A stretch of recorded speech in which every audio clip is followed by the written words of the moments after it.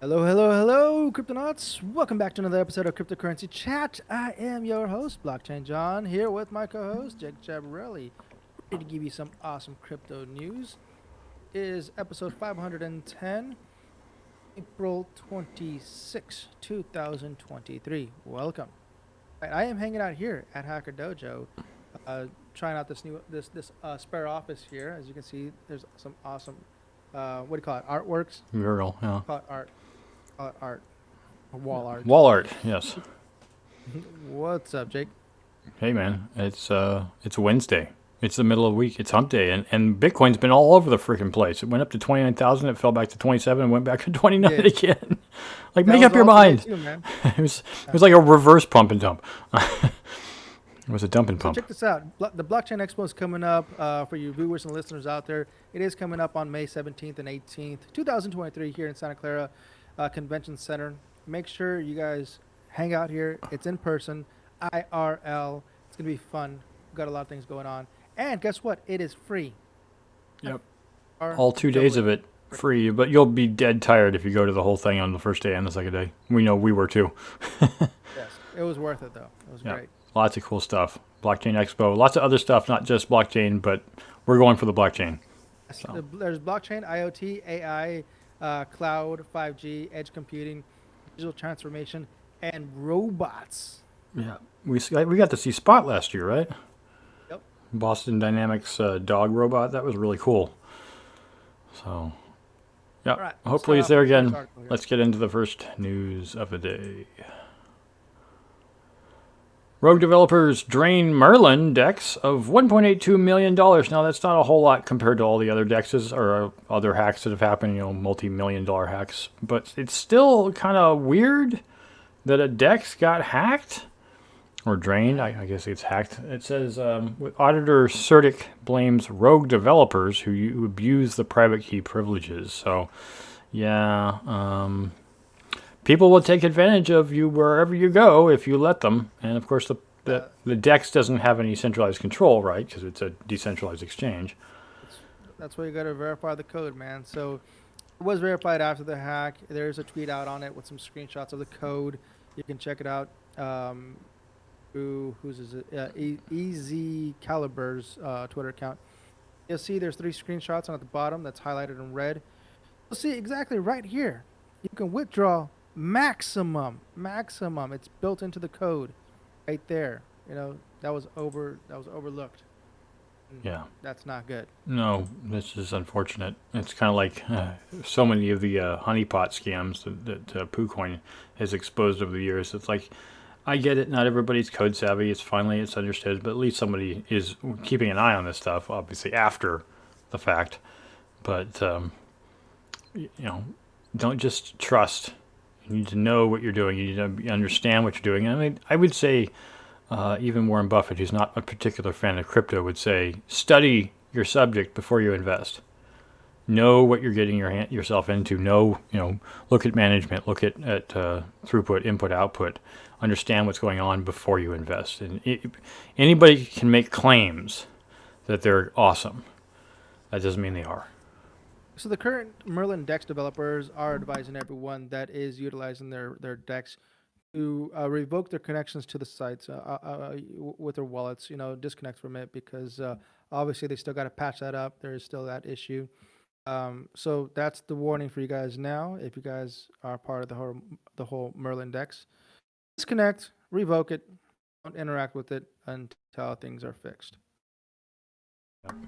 And there are other dexes out there. Atomic Dex is one I use. I'm not saying Merlin's bad. It's just having a problem right now. So, Next news. Franklin Templeton bets big on Ethereum by putting fund on Polygon. the Yeah, whole Franklin. fund, like $1.5 trillion. So they've been part of the crypto space for a few years now. I think this is the first time that they're just really front center news. Let's see, it's been I think 4 or 5 years since they've been talking about uh, getting their AUM on crypto, and they were using Stellar Network at the time because it was extremely cost affordable and you can move funds very easily. And now they're moved over to using Polygon. Correct me if I'm wrong. Yeah, Polygon. Yep. There it is. This is asset manager Franklin Templeton, which oversees $1.4 trillion on behalf of clients. Today announced that one of its funds is now supported on the Polygon blockchain. One of the world's largest asset managers, Franklin Templeton, said Wednesday that its Nasdaq-listed on-chain U.S. government money fund, FOBXX as a ticker, would use Polygon so it could, quote, be further compatible with the rest of the digital ecosystem, which is great. That's one small step to For a gargantuan money management fund. yeah. So I was wrong about the 1.4 trillion. They manage a total of 1.4 trillion. It currently only has a quarter of a billion in assets under management in that sense. Yes, So not 270 million. yeah, not nearly as much money.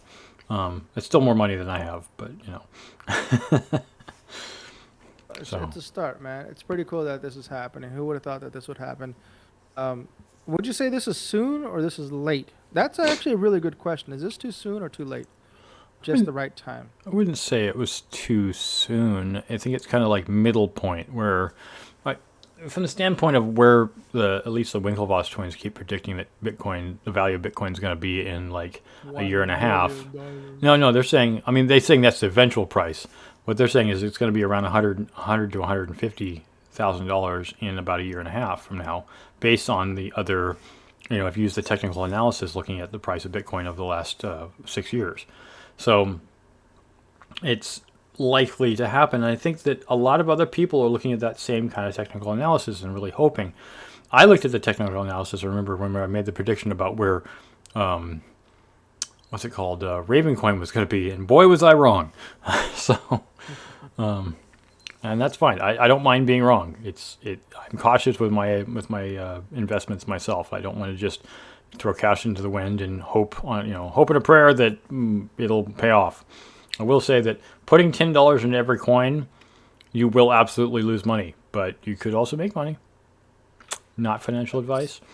It's my financial advice for myself. So, to close up this article, Franklin Templeton has been backing up their shares, digitizing their shares back since 2019 on the Stellar blockchain. Yeah, exactly. Moving on to the jerkwad of the year, probably of the decade. Bitcoin Legal Defense Fund backs developers. This is the BLDF backed by what's his name, Jack Dorsey, backs developers in a lawsuit against the guy who thinks he's Satoshi, Craig Wright. So Craig is bit of a chauvinist, a bit of a jerk, a bit of a, all-around not nice man, even though he thinks he's Mr. Wonderful. That name's already taken. The BLDF has stepped up to fight for more than just Bitcoin, of course. But what is it that Wright is doing? Wright is arguing that they owe a fiduciary duty, and as such, they are obligated to create a backdoor to allow him to access the coins he claims to have lost. Adding that it would compromise Bitcoin's core feature as a fully distributed open source software to do so, since by design no individual or group can retroactively alter the blockchain. No duh, dude. Just because you have money doesn't mean you get to tell everybody else what to do. So that's why their BLDF is fighting against him on this by rallying the public and demonstrating. So go ahead. You just mentioned this. Craig Wright is saying that he was hacked for 111,000 Bitcoin. 111,000 Bitcoin. Oh, come on now. You realize that's almost as much Bitcoin as Michael Saylor has at his company, right? Jeez Louise, man. They have MicroStrategy has 132,000. That's about 20,000 more than Wright is saying that he lost. Yeah, Mr. Wright. Mr. Wright is so wrong. All right, moving on past this jerkwad to privacy war. About the Bitcoin privacy war. Ooh, this is a good one. This is, I don't know if you guys are a part of the crypto Twitter space, just anything crypto Twitter, you're gonna know that you would have heard here and there about privacy, blockchain privacy. That's a big concern right now because we know that blockchain is a public ledger. It's built into it, right? It's everything. All the transactions that you do is publicly available for everyone to see, including governments. That's could be an issue depending on where you're living at, or what Right. kind of And government you're. people say that Bitcoin is the choice thing of scammers to use. No, the reason they use it is because you can't send it back per Craig Wright's attempt. And Wright wants it to be able to send back, and we can't do that. It's not possible. The reason scammers like it is because once you send it, you ain't getting it back unless they decide to send it back to you, which they're not going to do. But the whole thing about this is the reason that scammers don't like Bitcoin is because everybody can see what you're doing. We can see where all the money gets stolen and gets moved to. And if it goes into something like Tornado Cash, then you may not see it again. But yeah, so I'm sorry, I didn't mean to interrupt you on what you were saying. That's fine. Pretty much this article is talking about. There's two wallets that is recommended: Samurai Wallet and Wasabi Wallet. They both use CoinJoin. I guess it's protocol. Yeah, protocol built into these wallets. And if you guys haven't tried it out and you guys want to make sure that your coins are private, make sure you guys have Tor turned on in Samurai Wallet before you mix your coins for privacy's sake. So obviously that's what we're trying to do. Yeah. Let's see. Wasabi censorship. Wasabi Wallet and Samurai Wallet both rely on privacy techniques called CoinJoin. We know that. Wallets have been talked. Yeah, most Samurai Wallet supporters. Main criticism of Wasabi is that last year Wasabi announced that the wallet's coordinators, run by ZK Snacks, would be blacklisting certain Bitcoin transactions. Yes, not allowing them to be used in each CoinJoin. Yes, legal and regulatory reasons. Yes, that's a thing. Even public nodes, because transactions are public, you can miners and core Bitcoin core what do you call it? Core traders, core holders, core people that have the ledger, Bitcoin ledger, right? They can choose to censor an address. It's all built into core. You can literally go to an address, click it, and be like, no, I don't want to verify this address. Any transactions that come from this address, it's blacklist. And then there's a global blacklist within core that you can do that with. And that's obviously good for anybody that's trying to fund terrorism, trying to harm humanity. That's I don't really see anything wrong with that per se, but in regards to having somebody like Wasabi Wallet come in and saying, hey, we're going to make this the central decision of what we should have coming through our client. I don't know if that's really the smartest thing to do. I think authority should be on the higher up above. I don't know. What do you think? What do you think, Jake? Should they be on the up and up? Yeah, of course. But as far should as Wasabi being a client provider be the one censoring transactions going through their client? All right, so let me. I guess the reason I feel like it shouldn't be that way is that it's like, well, if you provide a client and you own it, like you're the manager of a centralized exchange, then yes. But if it's a decentralized tool that all you do is update it and give people carte blanche to do with it as they please, then no, you probably shouldn't be. Unless you feel like that by making this product, you're somehow going to be blamed for actions. If you're providing a tool that's like open source and you don't explicitly support it other than updating the tool itself, probably not. I don't know. It is controversial to say. Exactly. So there's the core that they manage, which we're going to call a centralized core because they manage that. They can decide to switch it off. And your client, the client will no longer be able to communicate with core and with the Bitcoin network. Right. You're disconnected from that. You would have to take your private keys and go to another client. Yep. That's where I call the point of failure right there, right? At least you have that choice, right? What was that? At least you have the choice. When it's your keys, you can do as you will. It's annoying when somebody makes a change on your tool that you like using, and then you have to leave. It's like me. I love Bittrex, but they closed their account and their service. I can't use it anymore. It was a good service, and they get spooked, and rightfully so, by the SEC. So it does suck. Just to circle back on privacy, it is a big issue. It's a major issue. Okay, I don't even want to say big. It's one of the biggest, if not the number one. It should be highlighted. Everybody should be striving for more and more privacy. We do have Mimblewimble on Litecoin. That should be immediately integrated over to Bitcoin. I don't think it is. Correct me if I'm wrong. I don't think it is. And a new one is I think know that Monero's been working on what do you call it? Rings. I forgot the name of it. Something rings, where they're able to distribute their transactions into multiple like different like ring wallets or ring addresses from the way I understood it, and that's untraceable. You can't really trace the individual rings. So if you even try to trace one, you won't be able to trace every single one. Right. of them, and The whole point of really Monero compiled. is the ultimate source of privacy in this region. The U.S. It's government really does amazing. not like Monero, so Just to backtrack on, talking to my coworker, we're talking about Monero as well, and I was telling him my experience with Monero. I didn't buy anything with it. I bought some Monero just to try just to to see hold. if I Yeah. understood how. Right. Not even to hold. I Oh. literally wanted to use it to see how transactions worked, because you're never gonna know unless you try it yourself. So I Right. tried it, and obviously, like I said, I didn't buy anything with it. I just created a transaction, just sent it from one wallet to another. And I go, oh my goodness, I literally cannot trace anything at all. Yep. There's nothing there. Yep. That's crazy. Yep. Every Amazing. single transaction is separate and different. It's not traceable at all. It is a cool tool for that sake. Again, I'm gonna repeat: privacy should be number one, and say no to CBDCs. Yeah. Yeah. Just say no. We need to put that on a T-shirt now. All right. So continuing on with some art here, find out our photographers join forces to launch NFTs to battle climate change. I'm all for NFTs and art, particularly, especially since it's a way to digitize your art and give it kind of a permanent digital footprint.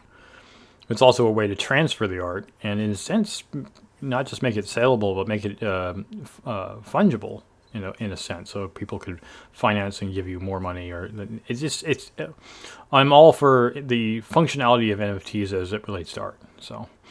But what's going on here? So Arthur Bertrand is a French photographer, filmmaker, and environmentalist, best known for his acclaimed aerial photo collection of Earth from Above.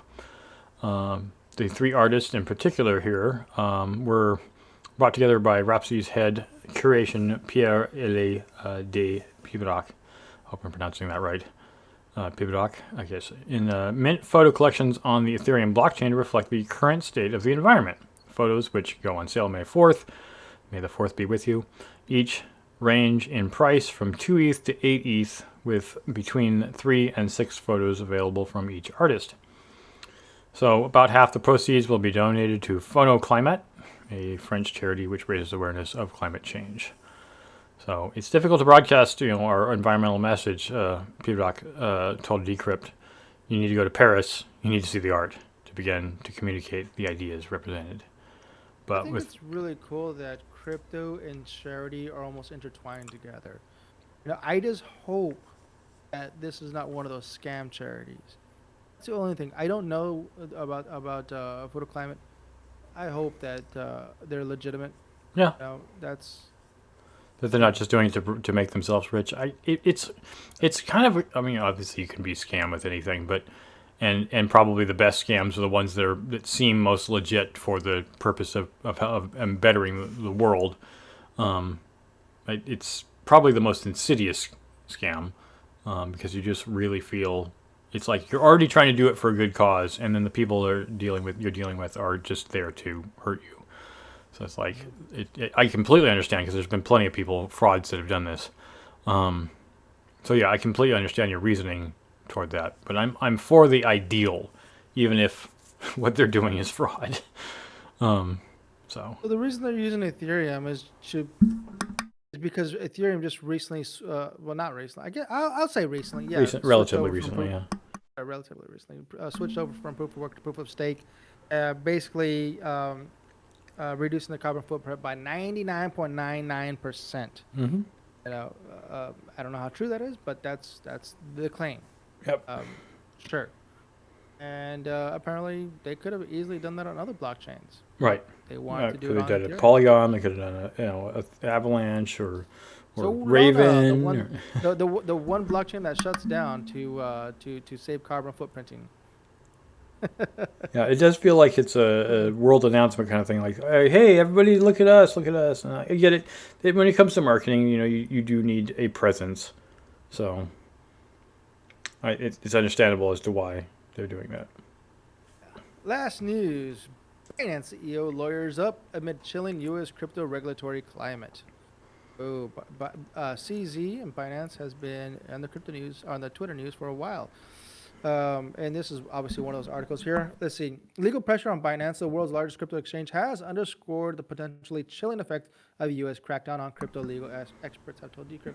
The company is facing scrutiny from multiple agencies, including a suit filed from the Commodities Futures Trading Commission against both Binance and its founder, CZ, last month. It's been a thing. It's still going, and I doubt it's going to end anytime soon. Not anytime soon. One of the biggest reasons, Jake, you did mention it off air, is because it's not an American. It's not. Yeah, It's not CZ's American. not an American company. Binance is based in, well, originally wasn't based in Hong Kong, which I guess the U.S. government basically still says it's in China, which means it's effectively under the CCP's thumb. Although I know Hong Kong is still kind of straining at the collar that CCP has put on them. But yeah, he's just. I mean, there is a Binance US, and Binance US is extremely restricted, just because it's in the US. So. So the DOJ, the Department of Justice, is looking into Binance for possibly money laundering. Yep. Come on now, I mean, possible. I mean, One thing I will tell you is that CZ doesn't mess around with that crap. Straight up, CZ is very transparent. Knows that he cannot catch it all, and he will come out publicly and tell you, "Hey, this is how many." CZ has came out with a report saying, "Hey, we have reported more possible criminal transactions on our platform, investigations, and we've backed up law enforcement, and we complied with their investigations. We've done everything more than any other company out there to make sure that we're doing things right, and we're doing humanity right, and making sure that there's no crooks out there, no bad guys, no bad activity going on out there." right. That's good. He's very transparent. I don't know if you follow Jake. Do you follow him? Do you follow those? I mean, letters do he I writes out? follow him on Twitter? Yes. Am I on Twitter enough to know? No. So he writes papers quite regularly. I think on Medium, actually. I think he writes it Okay. on Medium.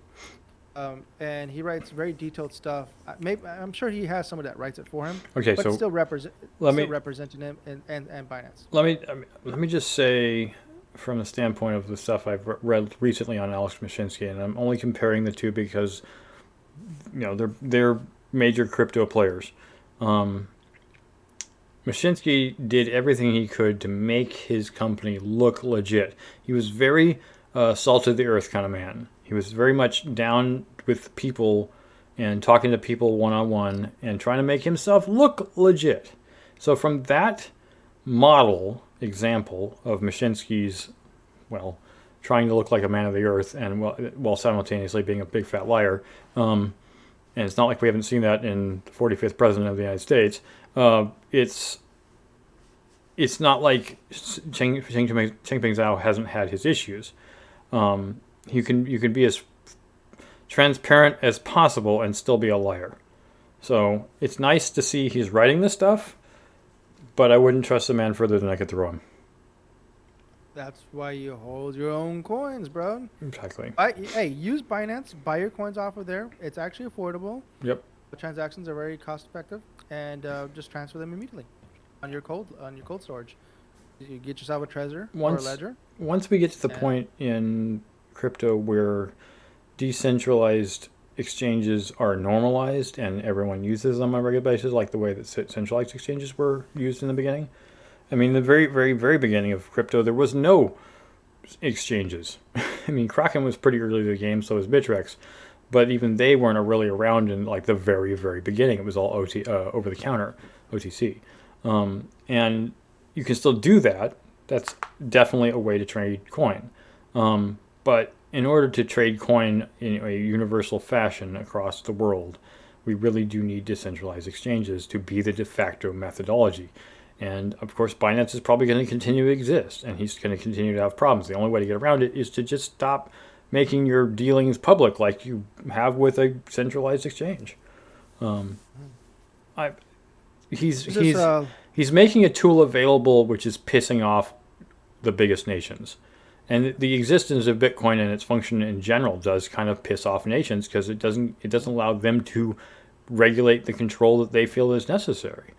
We all have different what's it called, cultural ideologies, and those cultural ideologies clash. And so it's a thing that I see is very definitively happening right now between nations is a war, but more of a digital war than a physical blood war. Yep. So Yep. we're seeing Someone's reading this personalities stuff. clash. Go ahead, sorry. It says this week's Binance US arm called off its acquisition of bankrupt Voyager Digital Asset, a deal that had met with opposition from several regulators, including SEC, though it had been approved by a judge. What's interesting about this is that there's some people out there. Let me backtrack a little bit. So Binance also was going to buy out Celsius, Yep. and FTX And Voyager Digital. And Voyager. So those three, Binance was going to go in and buy those out. Every single time they go in, they pull out. Went into FTX, pulled out. Went to Celsius, pulled out. Went to Voyager, pulled out.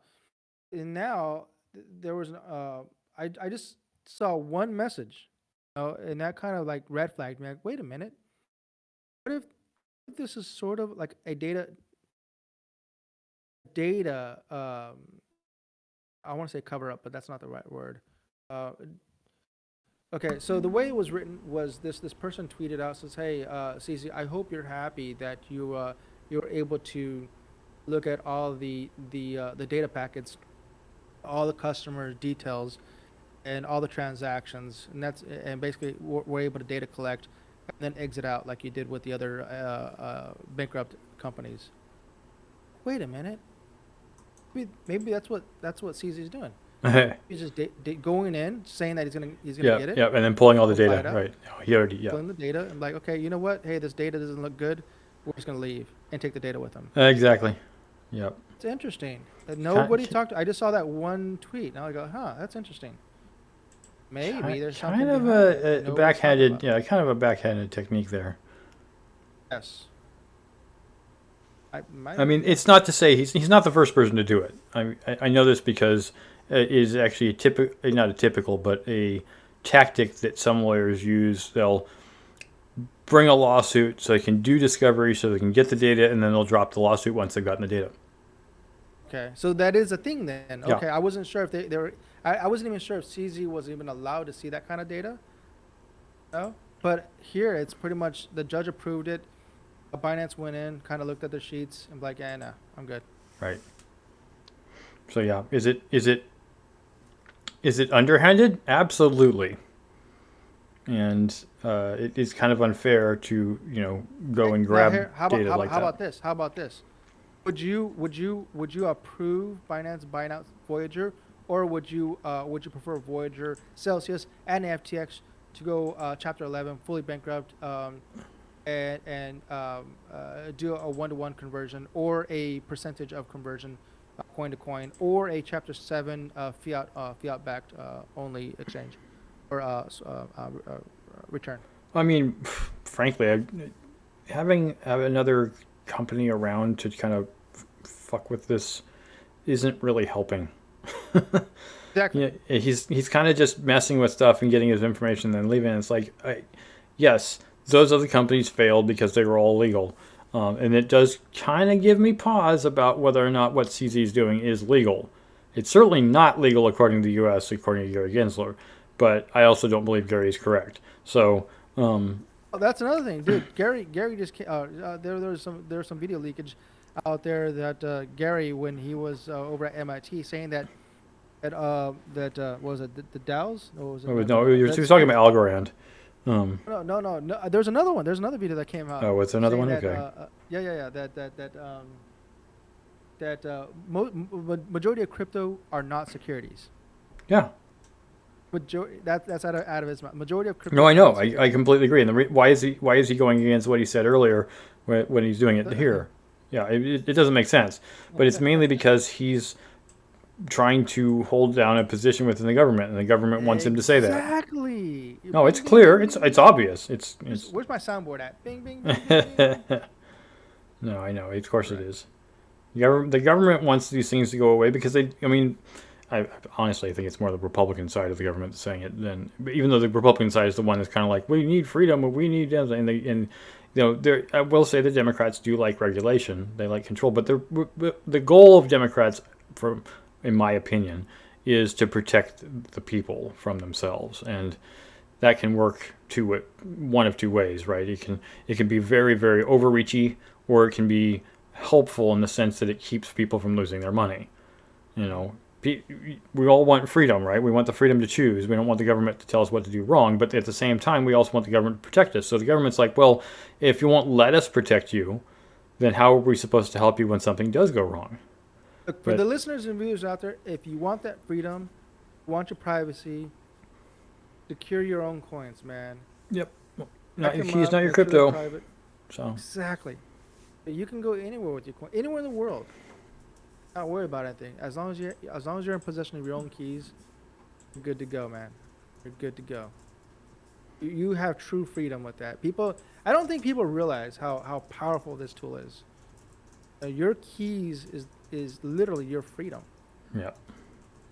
Even from CBDCs, which, as I said before, just say no to CBDCs. They know the CBDCs. All right. Plug in the coin tree and wrap it up. Yeah. So thank you all for. So I'm gonna write this down here. Hold on a second. I can't type. All right, there we go. Yes, thank you all for watching and participating in our show. We appreciate you, everyone. If you'd like to donate to see more of this content, we appreciate a crypto donation more than a fiat donation. You can check us out on Discord. There's always stuff going on there. You can always get your C3 Media token there by just coming and check it out daily, or every hour you can do work and get coins that way. You can, if you really, really want to, give us money through PayPal, but we prefer crypto. You can check us out on Twitch if you're not already watching us on Twitch. We appreciate that too. As well, check us out on Odyssey, YouTube. A thumbs up would be appreciated. Twitter, and our website if you want to do it. If you want to get an interview with us was it next month or June? I can't remember when we're going to do it. No, it was June, right?